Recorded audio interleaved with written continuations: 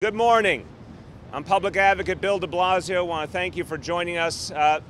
We want to talk today about the kind of issue that often doesn't get public attention, but should, which is how we give public money to companies on the assumption that they will create jobs and economic activity for our city.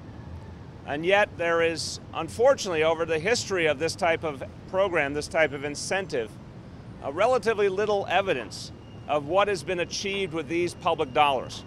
One of the things a lot of us have been concerned about is that a habit, a custom has developed over the decades of government support for companies, hoping those companies won't leave our city, or this will be true in any other city or any other state as well. And the question has been increasingly raised over the years, what are we getting for that money? And shouldn't it be less about whether they will simply stay and more about whether they will grow and create new jobs? And that is particularly pertinent in these last few years with the economy we've been facing.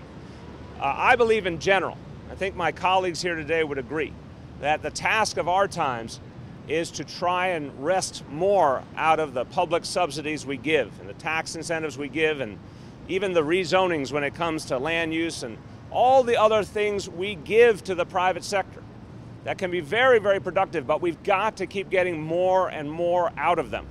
Looking at what's happening in our economy, looking at what's happening with government budgets everywhere, we've got to get more return on our investment.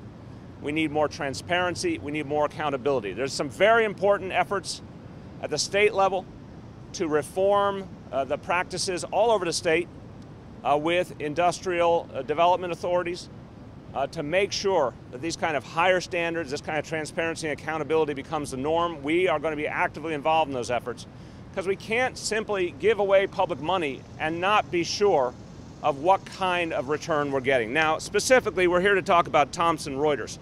And back in 1999, the city struck a deal with the company now known as Thomson Reuters, different name then, to continue to have a presence and to create new jobs. And it was a very lucrative deal. And now, 11 years later, we're not clear what specific job growth has occurred. We've asked the company, we've asked the IDA and the Economic Development Corporation of the city to clarify what result has come from the subsidies given to date. And as of this hour, we still have not gotten a specific enough answer. And this, again, is not the way that we can go about the business of giving subsidies. Now, right now, the IDA is considering adding to this tax incentive package a substantial amount at the request of Thomson Reuters. And because, in part, Thomson Reuters has gone through a series of mergers and has additional presence in the city.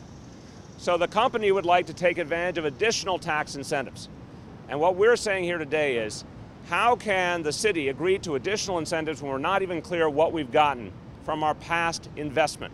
We should be driving a hard bargain. We should have actual facts as to what we've gotten and what we will get going forward. I'll finish by saying I have worked for a long time with the Economic Development Corporation. I have a lot of respect for what they do. I appreciate their mission. We want them to succeed. We want all of the actions of the IDA to have the desired result and then some.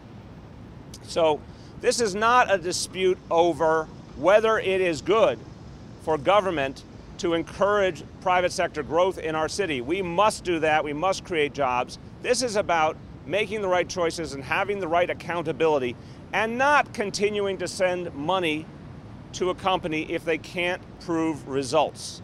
I would dare say that's a standard that would be held in the private sector on a regular basis. It's the same standard that should be held in the public sector. So I am urging, my colleagues are urging the IDA not to take action on Thomson Reuters' request until there's proof that will actually have a long-term benefit for the city, including new job growth.